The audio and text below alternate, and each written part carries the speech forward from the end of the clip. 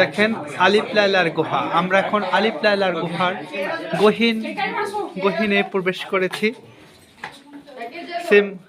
সিম্বাবাদের সে আলিফ লায়লার গুহার মতো দেখা যাচ্ছে। এখানে সরকারি ব্যবস্থাপনায় কারেন্টের বাতির ব্যবস্থা করা হয়েছে।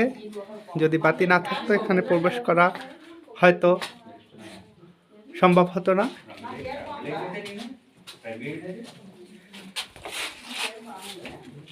সরু পথ, একেবারে সরু পথ, এখানে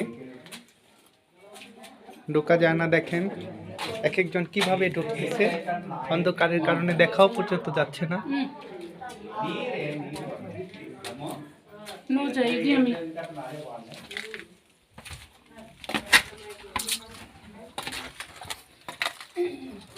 আমি যাব না।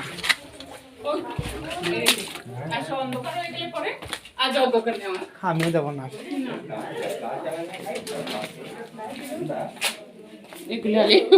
বাইরে যাই, চলো।